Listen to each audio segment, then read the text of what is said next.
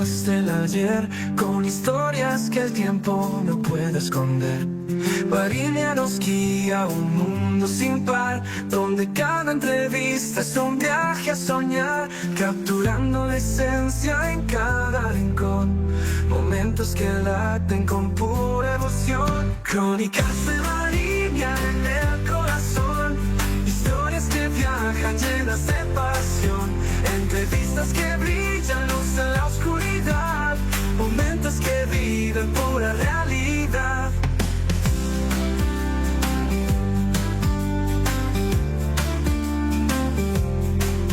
Los secretos se abren, el alma se expone, entre risas y lágrimas la vida se pone. El diálogo fluye, conexiones que arden, el calor de la charla, todos nos expanden. Voces que cantan historias sin fin, en Varinia nos unimos un mismo sentir. Bueno, ¿cómo andan? Buenas noches a todos. ¿Cómo están ahí con su cafecito, sobremesa? Como les dije recién en las historias, agradecerles siempre los mensajes que me dan. Trato de responder lo más rápido posible. A veces también me ayuda Valeria, que le mando un beso, porque ya nos llegamos, por suerte. Hemos crecido un montón. Agradezco siempre la confianza. Por eso mismo hoy les traje a Daniel Herbeta, ministro de la Corte Suprema, como ya sabían, porque yo voy adelantando. Bienvenido, Daniel. Quiero ir al grano porque sé que estás a full. ¿Cómo te va? Muy bien, gracias por la invitación. Bueno, agradecida porque, como les comentaba recién, ellos están cenando en este momento. Él está yendo y viniendo por esta reforma de la Constitución. Primero me gustaría arrancar con eso, sé que tenés poco tiempo, y después dialogar de algunas cositas más. ¿Cómo va eso? Porque ya vienen trabajando ya hace unos meses, me parece. Sí, no hace tanto porque se fijó un plazo bastante reducido, pero vienen trabajando la convención. Nosotros obviamente no integramos la convención, hemos estado como corte y en mi caso como profesor en algunas comisiones con algunas propuestas.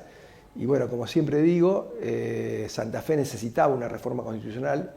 La Constitución del 62 fue una gran constitución, pero quedó fuera de tiempo, fundamentalmente después de la Reforma Nacional de 1994. Y bueno, esperemos que sea el mejor resultado, porque una constitución se legitima en la medida en que goce de un gran consenso y en la medida en que se asuma la responsabilidad, los convencionales, de que están diseñando una carta de navegación para dentro de 50 años y para todas y todos los santafesinos.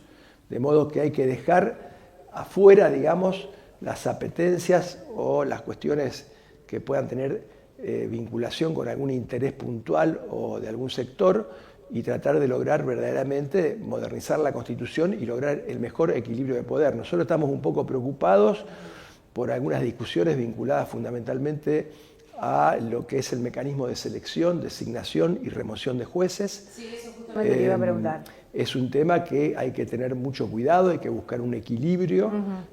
Obviamente el sistema que hay que mejorarlo, el sistema actual, pero hay que buscar un equilibrio porque además hay muchos fallos de la Corte Nacional y de la Corte Interamericana de Derechos Humanos que justamente apuntan a preservar algo, bueno, casi diría de la época de la Ilustración, ¿no? La división de poderes, fundamentalmente la independencia de los poderes, y por eso es importante tratar de lograr un diseño institucional que permita fortalecer esa independencia.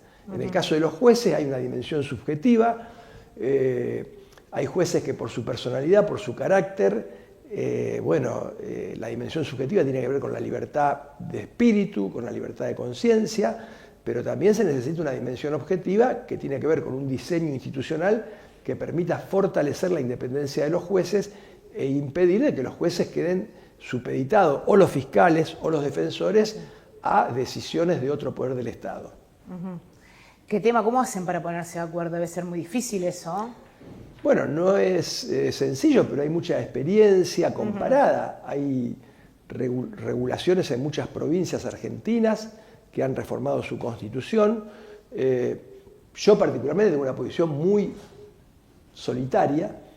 Los consejos de la magistratura han fracasado en todo el país. El paradigma del fracaso es el Consejo Nacional de la Magistratura.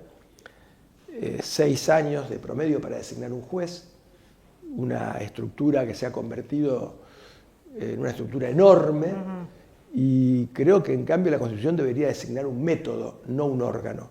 Un método de costo cero, una selección por concursos de oposición y antecedentes a cargo de un tribunal no permanente que todos los años se reúne para cada fuero, que obviamente cada año se renueva con distintos nombres, no son los mismos. Un tribunal que integre un profesor, que integre un juez o un fiscal o un defensor, que integre un representante de la abogacía, que integre un representante de la sociedad civil. Puede agregarse algún otro integrante, pero ese tribunal no es permanente y lo que hace es tomar un concurso con una lista anticipada que va a tener vigencia por un año. Esto va a permitir cubrir las vacantes que se produzcan en el año y obviamente del resultado de esa lista el gobernador podrá elegir entre la terna, los primeros 3, ir eligiendo, proponer a la legislatura y la legislatura aprobar o no aprobar el pliego.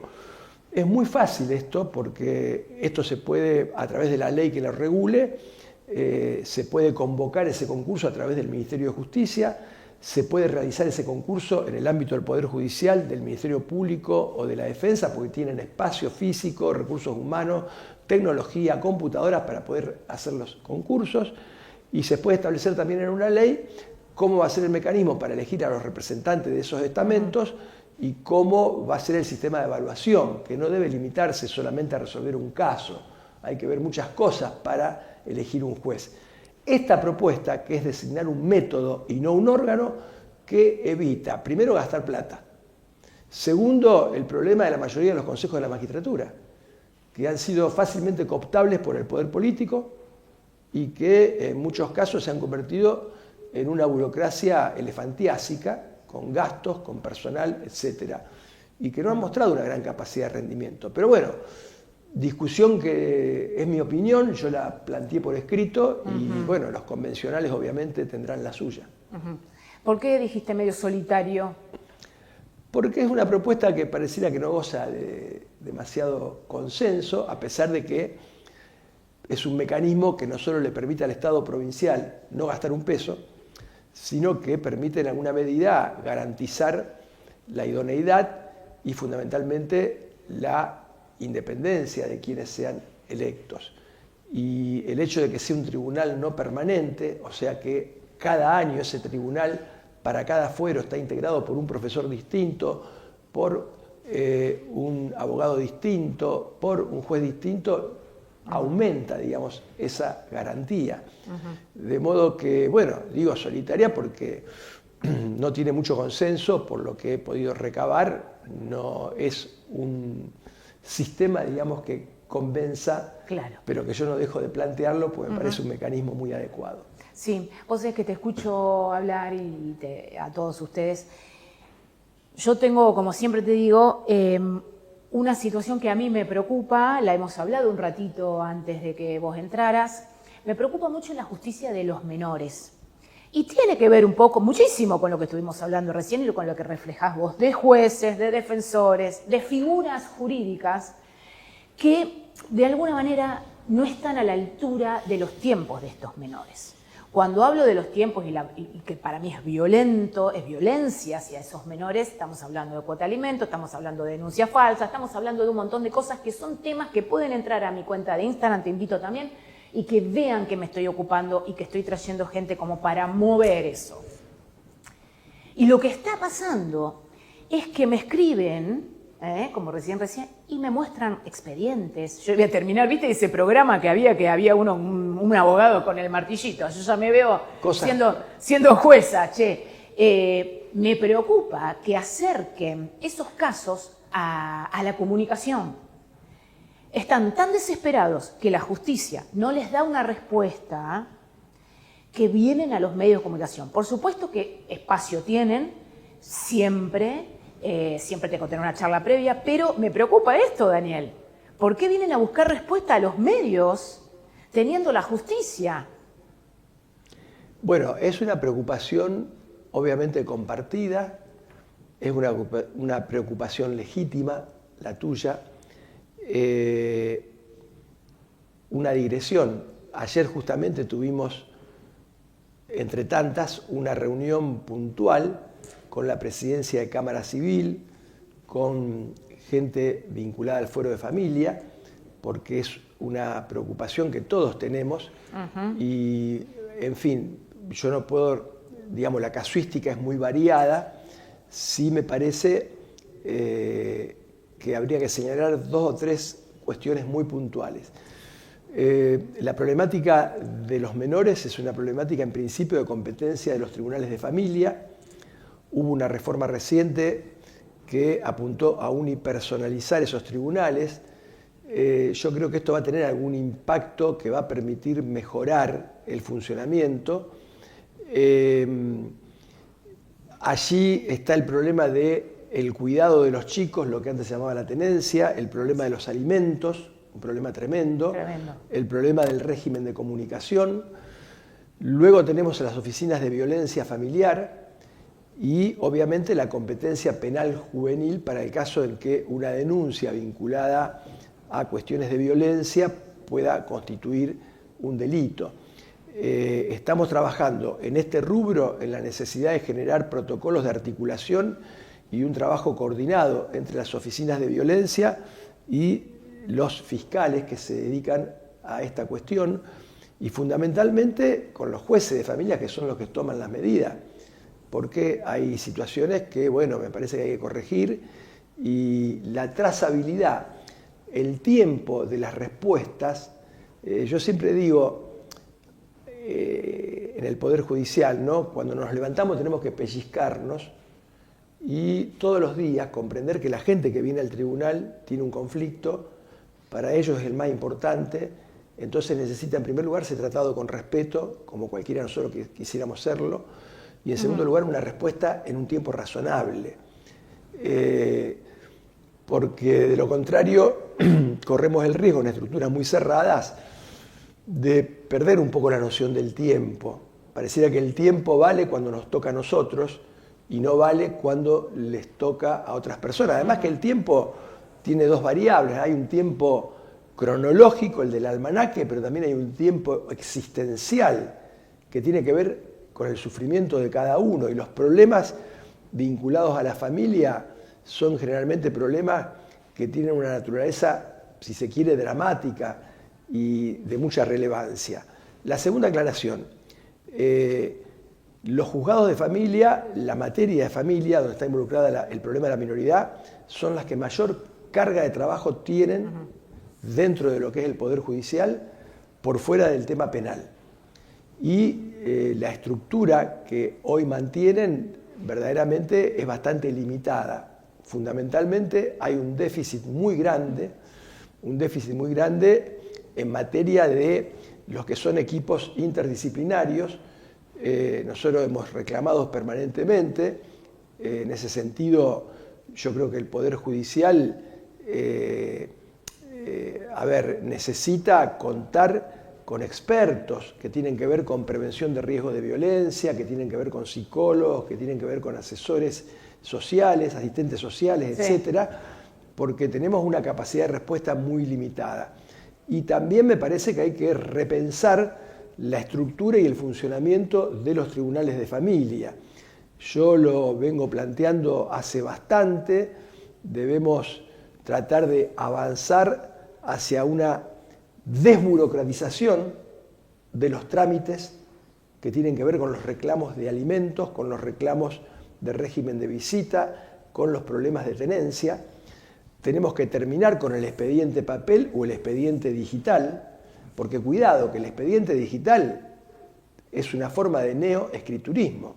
Es decir, yo puedo resolverle con el expediente digital el problema al abogado que puede mandar un escrito desde su casa, la Piazza Navona. Sí, tal cual. Pero no le resolví el problema a la gente, que es el principal destinatario, porque el trámite le sigue durando lo mismo. Tal cual. Entonces, ¿de qué me sirve invertir en tecnología si para comodidad del abogado y mínimamente a lo mejor para algún operador del sistema, si la gente sigue padeciendo los mismos tiempos, digamos, de la justicia?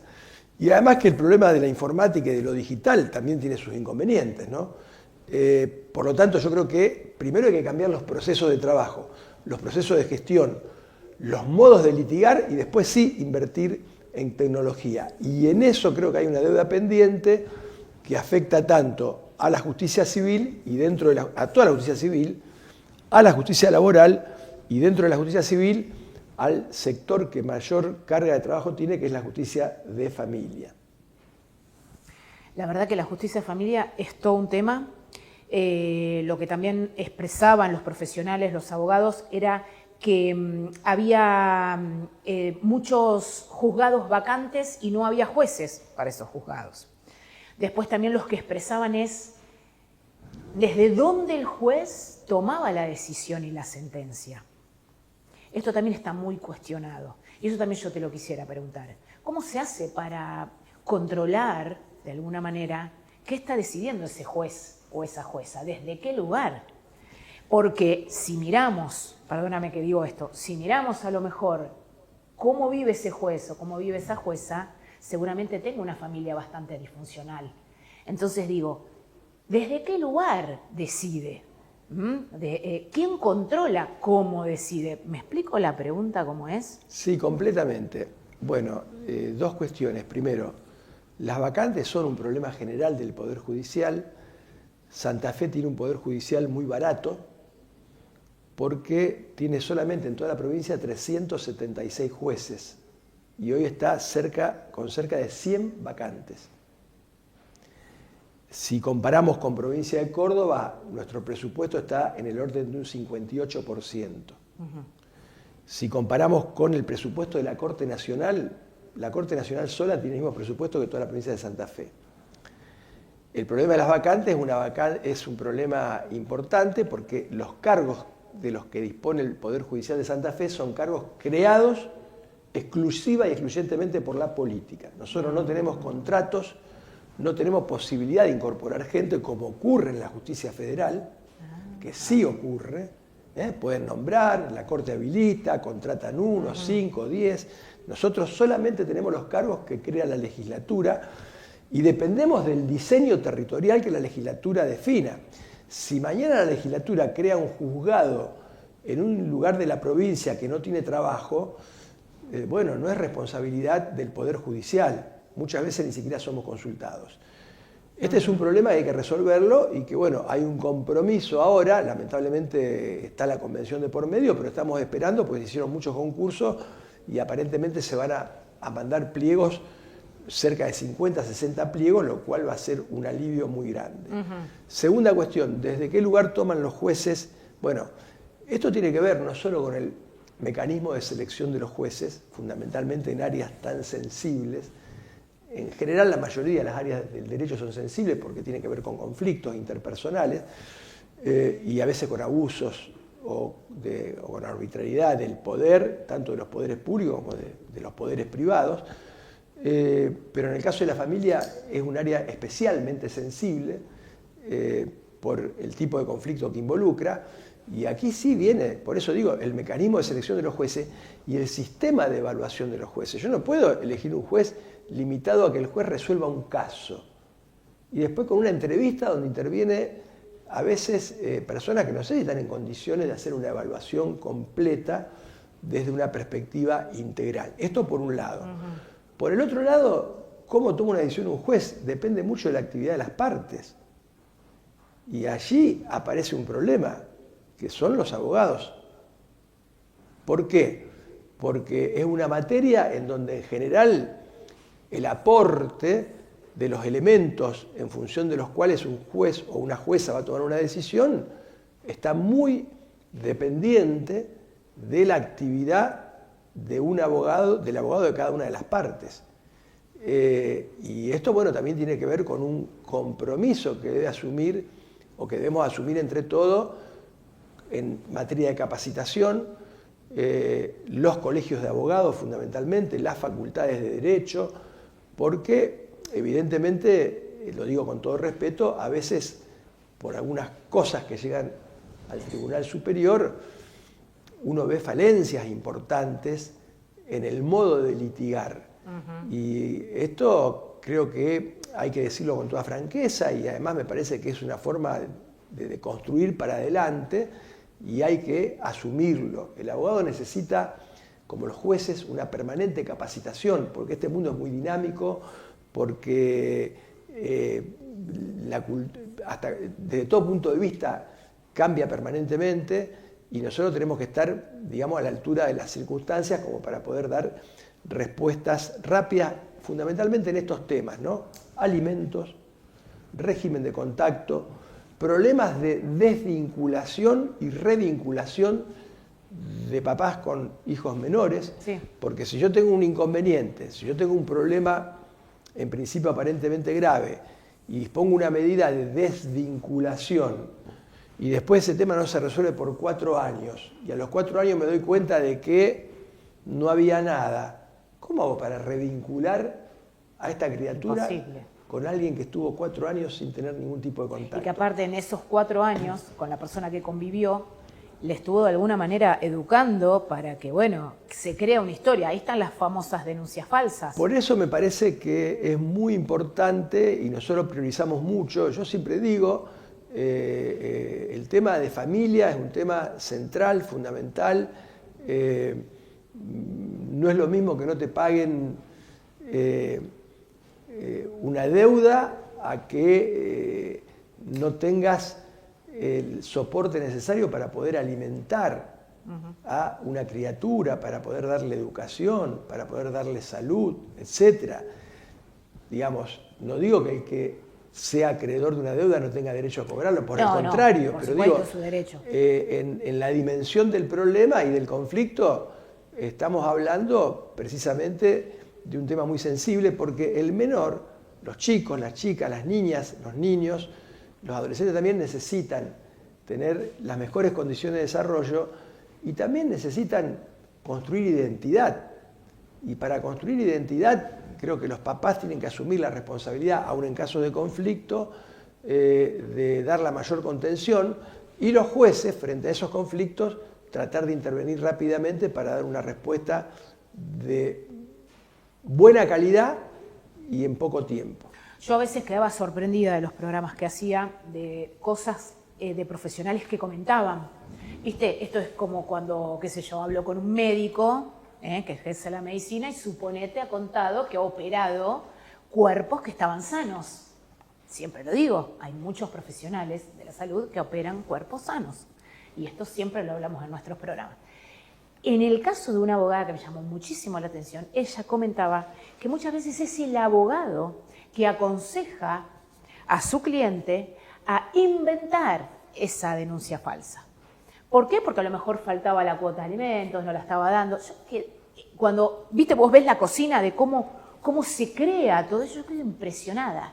Yo no puedo creer que un ser humano pueda inventar o que un abogado que defienda a una persona que sabe que está mintiendo pueda desvincular a su hijo de su madre o de su padre, dependiendo, ¿no?, quién haya hecho la denuncia. Esos son temas verdaderamente muy graves, obviamente que involucran no solo un problema ético, sino que un problema ético que tiene que ver con la ética de la abogacía y de la profesión. Cuando hablo de la abogacía hablo de los jueces, de los abogados particulares, de todos, ¿no? Y que bajo ciertas circunstancias hasta puede constituir un delito, porque una denuncia falsa no solo involucra un problema ético, y mucho menos cuando puede llegar a tener efectos tan dañinos, tan nocivos, ¿no?, como en estos casos. Por eso digo que es muy importante el abordaje interdisciplinario de la problemática de la familia y es muy importante poder contar con recursos de expertos formados. Nosotros tenemos lamentablemente una capacidad muy limitada, muy poca gente de otras áreas. Miren, yo cuando hablo con el Poder Ejecutivo, lo he hecho con varios gobernadores, cuando he sido presidente de la Corte, les suelo decir a veces, nosotros no necesitamos tantos empleados judiciales, jueces, vamos a ver cómo redefinimos, porque a veces si uno cambia el modo de trabajar, yo puedo repotenciar los recursos humanos. Pero sí necesitamos recursos de no abogados. Necesitamos, pero aparte calificados, recursos, vuelvo a repetir, de expertos en prevención de riesgo de violencia, de psicólogos, de asesores sociales. Necesitamos muchísimo de ese tipo de expertos y de peritos, como también en otras áreas, ¿no? Peritos vinculados a la finanza, a la economía, etcétera, para otro tipo de problemas.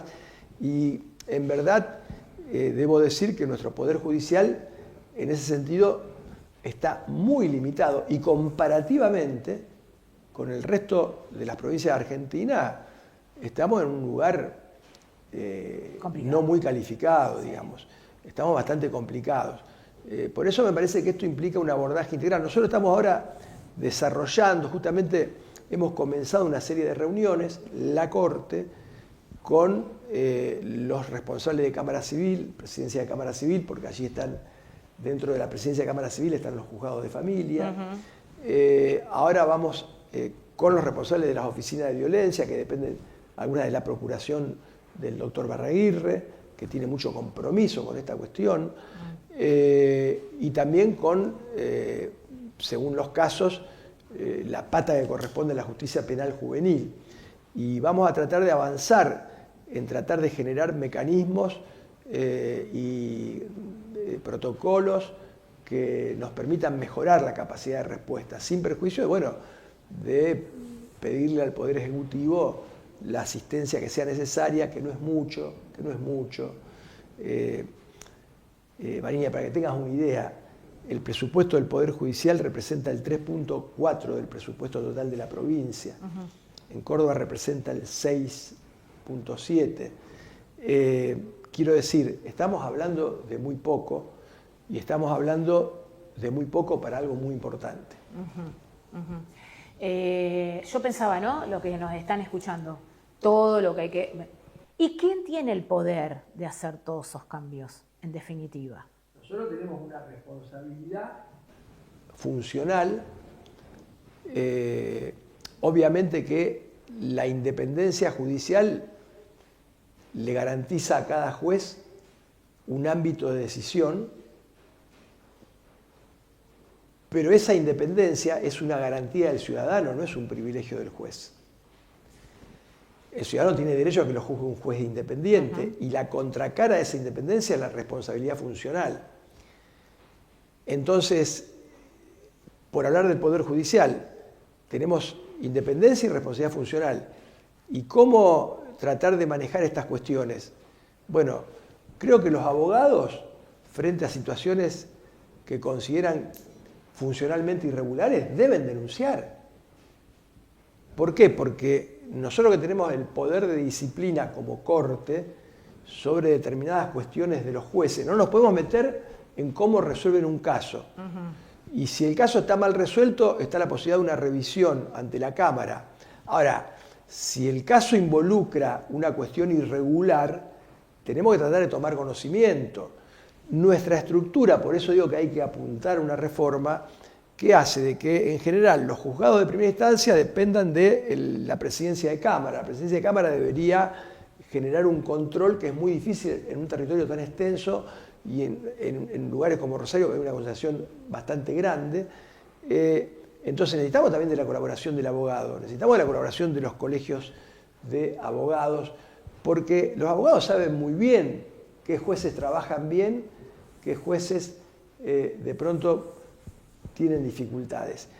Y bueno, la Corte, en los casos en que ha recibido o ha podido detectar alguna situación funcional irregular, ha actuado. Puedo dar evidencia de esto. Se ha generado, digamos, los mecanismos como para establecer la responsabilidad disciplinaria y en algunos casos, incluso vinculados a la familia, esa responsabilidad ha derivado en pedido de juicio político.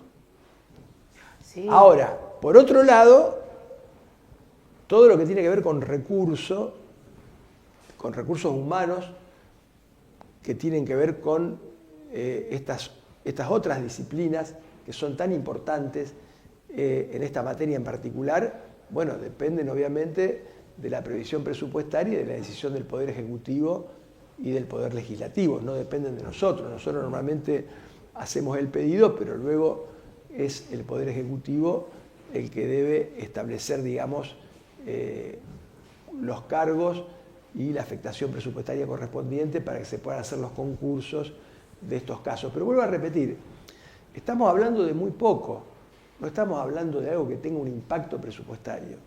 Estamos hablando, porque además Santa Fe es una provincia muy... Te interrumpo, porque si estamos hablando de muy poco, qué lástima que no se haga. Y bueno, hay que hacerlo. Hay que hacerlo. Hay que hacerlo. Y fundamentalmente, ¿por qué poco? Digo, porque Santa Fe es una provincia muy extensa y tiene 5 regiones: Reconquista, Rafaela, Santa Fe, Rosario, Venado Tuerto. 5 regiones. La realidad de esas 5 regiones es completamente diferente. Entonces, si bien hay problemas estructurales que son comunes, porque son propios del Poder Judicial, que ojalá pudieran cambiarse, hay cuestiones muy diferenciadas. Hay regiones de la provincia donde los niveles de conflictividad son muy bajos. Si yo doy un salto, digamos, en la materia, paso, por ejemplo, al problema de la seguridad. La tasa de homicidios dolosos o la cantidad de homicidios dolosos en la región Rafaela o Venado Tuerto es bajísima. No tiene nada que ver, por ejemplo, con lo que ocurría en Rosario, o incluso a veces llegó a ocurrir en Santa Fe. Pero es bajísima calculada en términos relativos y proporcionales. ¿Qué quiero decir con esto? Que también la necesidad de recursos para poder afrontar la conflictividad, uno lo debe calcular en función de esa carga de trabajo. No es que si yo quiero un psicólogo para Rosario, tiene que haber uno en Santa Fe, uno en Rafaela. No, uno tiene diagnóstico de cuál es la carga de trabajo, cuál es la cantidad y la calidad de la conflictividad, y en función de eso puede racionalizar, digamos, los recursos que se pueden afectar. Por eso digo, en esta materia en particular no es una gran cantidad de recursos la que necesitamos, necesitamos más la calidad que la cantidad. Bueno, hacerlo entonces, ¿no? ¿A quién tengo que nombrar para hacerlo? Nos quedan 5 minutos porque ya te tenés que ir, Daniel. Daniel, te quiero preguntar, esto como para cerrar, es una pregunta, no sé si es personal, pero bueno, es un poquito más íntima y no es tan... ¿Cuánto has tenido? Viste que yo recién dije, qué difícil también, porque yo ahora hablé de lo que tiene que funcionar bien. Qué difícil es estar en un lugar de un juez, qué difícil estar en tu lugar. ¿Cuánto has tenido quizá que dejar de tu vida personal porque son puestos que toman todo el día, vos ahora te vas, no estás en tu casa? O sea, si tendrías que volver a elegir tu profesión, yo te doy hoy la opción, ¿la elegirías de nuevo? Yo no tengo ninguna duda que si pudiera volver a...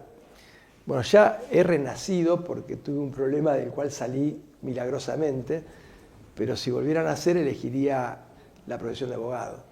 Es más, yo ejercí mucho la profesión de abogado como abogado, me apasiona la abogacía y probablemente el día que no esté en el tribunal voy a volver a la abogacía. Y en el caso de los jueces, bueno, hay una responsabilidad extra porque el juez prácticamente dirime un conflicto y lo más importante, vuelvo a repetir, del juez es la imparcialidad y la independencia de criterio. Además de la formación, obviamente, porque el mundo jurídico también cambia permanentemente y por eso se necesita la capacitación. Pero bueno, también necesitamos desde los lugares que están un poco más en la gestión de gobierno de un poder, tener una visión moderna. Y bueno, nosotros estamos impulsando mucho una reforma estructural del sistema de justicia, fundamentalmente civil y laboral. Creo que ha quedado fuera de tiempo. Tenemos un sistema de organización, una estructura de juzgado, un proceso escrito o por PDF o por digital que prácticamente se inició en la colonia. Es decir, entonces, ¿cómo podemos afrontar la conflictividad del siglo XXI con un esquema, con un modelo de organización casi medieval? Me parece que eso hay que cambiarlo, hay que dar...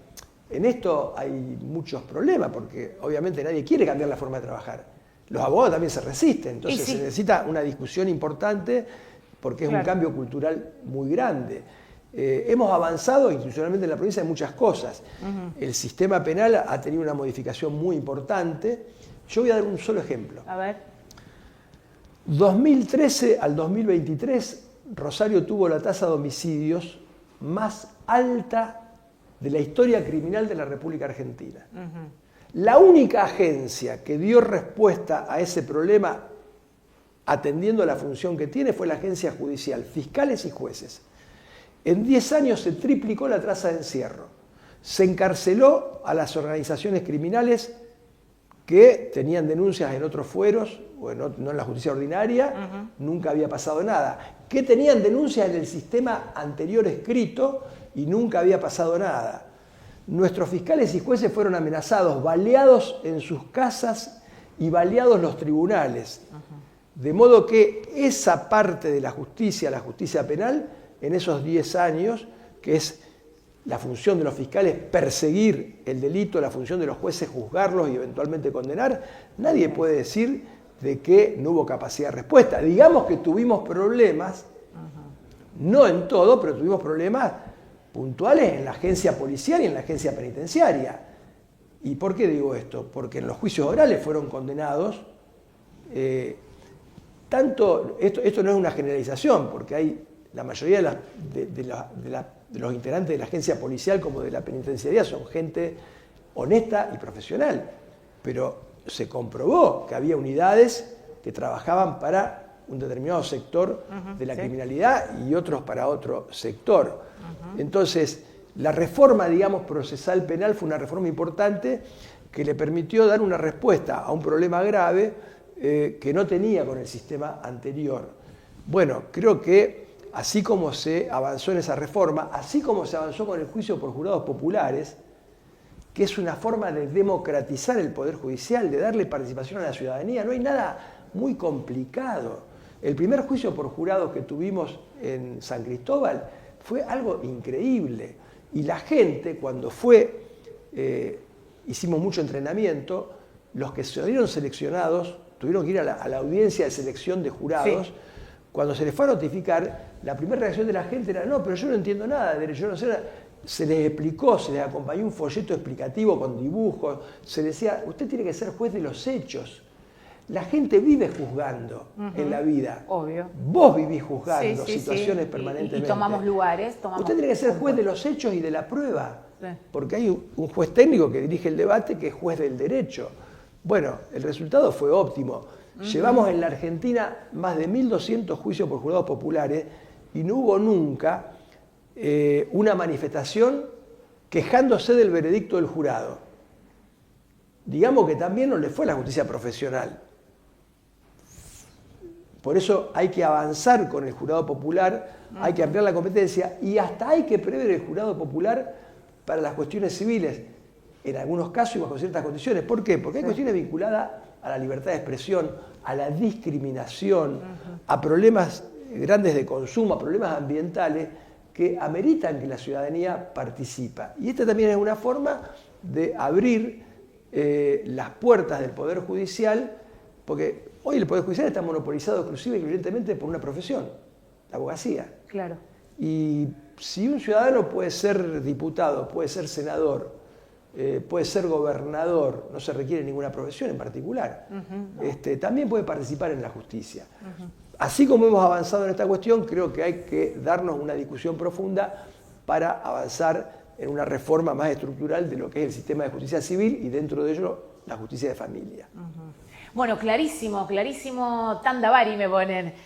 Daniel, espero que nos veamos antes y que cuando nos volvamos a ver tengamos un poco más ordenado. Lo que más me interesa son los tiempos. Esto quiero brindarles yo a ustedes a través de la comunicación. Poder aportar un granito, convocarte a vos, como convocamos a otras personas también, y mostrarle que esto ya nos está ahorcando los tiempos. Hay que meterle muchísima garra. Daniel, muchísimas gracias. Te liberamos. Muy amable. Gracias por trabajar para nosotros. Gracias. Una tanda y ya volvemos.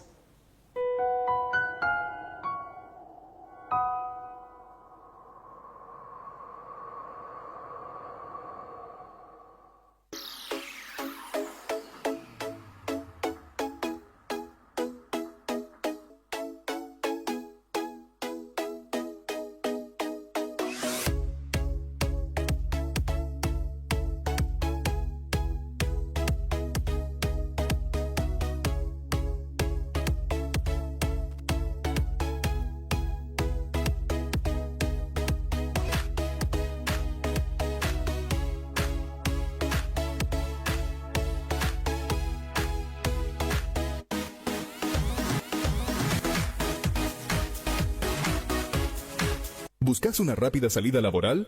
En ICR Cursos Profesionalizantes es posible. Cursos cortos en diferentes áreas, en salud, extraccionista, facturación sanatorial, auxiliar de farmacia y más. En administración, secretariado administrativo, recursos humanos, marketing, administración escolar y preceptor y más.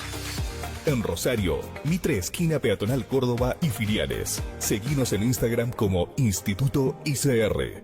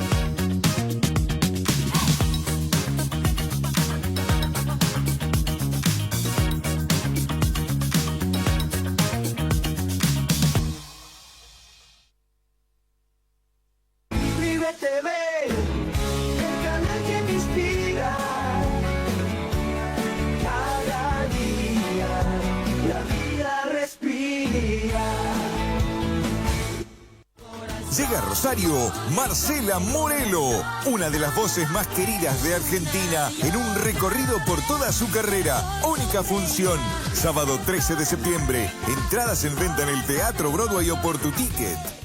Se viene el Santa Fe Business Forum 2025, del 1 al 5 de septiembre.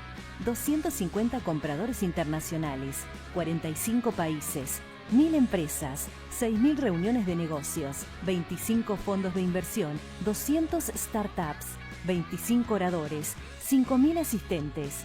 Inscribite en businessforum.santafe.gov.ar.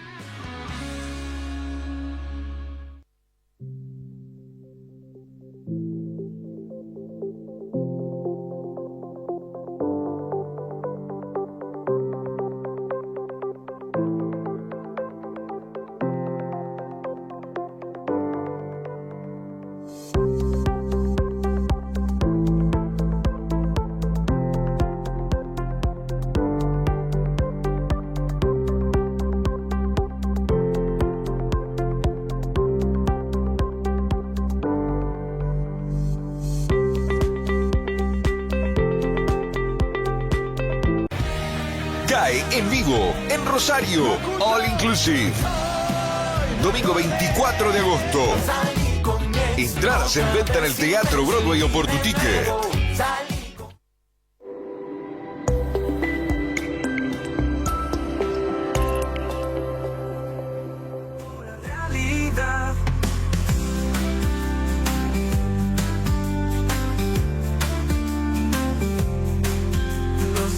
Se abren, el alma se expone, entre risas y lágrimas la vida se pone. El diálogo fluye, conexiones que arden, el calor de la charla, todos nos expanden, voces que cantan historias sin fin. Y ahí volvimos, te quería mostrar este look de Osadía. Mirá qué divino esto, estilo romano, todo sueltito, con las cosas de Amé, la bijou de Amé, que también se puede poner con un cinto. Me lo dieron, pero yo elegí ponérmelo así, me parece que es más mi onda, me gusta más.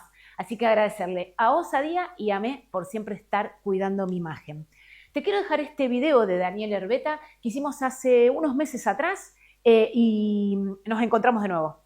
Bueno, vos abordás en realidad dos problemas muy diferentes, pero que tienen el mismo nivel de complejidad y claro. Y de consecuencias negativas, ¿no? Exacto. Una sola mención respecto al problema de la droga. El problema de la droga es un problema muy complejo porque cuando el mercado está detrás del delito es muy difícil controlarlo con una ley penal. Y la droga ha generado en el mundo un mercado que mueve anualmente sumas billonarias en dólares. Entonces, digamos, hay que pensar también en esto y hay que pensar de que obviamente ese dinero no es fácil de ocultar, por lo tanto tengo que blanquearlo, y para blanquearlo aparecen muchos otros actores que también forman parte de la sociedad y que a veces, bueno, se quejan de la inseguridad, pero ellos también contribuyen, ¿no?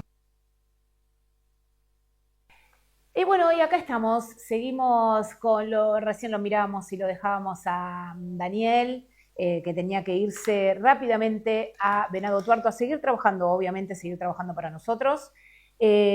Como siempre, quiero quedarme un ratito porque ya tengo que retirarme, pero como les decía, no voy a decir nombres, pero siempre que me escriben, entren a mi cuenta de Instagram y ahí está mi contacto. Me están llegando un montón de casos sobre, bueno, violencia de niños, porque no tener una cuota de alimentos es violento, impedir el contacto con mamá o con papá es violento.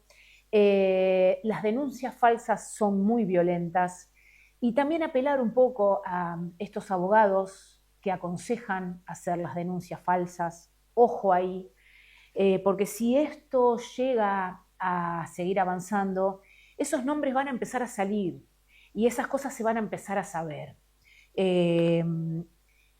Hay un sector de la población que, por supuesto, lo sabe. Como siempre digo, si las cosas las haríamos todos como corresponde, nadie tendría que contratar un abogado, nadie tendría que ir a la justicia. Creo que el trabajo empieza primero desde un trabajo propio, ¿no? Individual de uno mismo, de qué sería lo que corresponde. Todo el mundo sabe lo que corresponde. Ojo ahí, abogados, vuelvo a apelar a este juramento, que hicieron en aquel momento donde juraron hacer justicia. Saben muy bien que no la están haciendo. Hay muchos que seguramente me están mirando y saben que no lo están haciendo.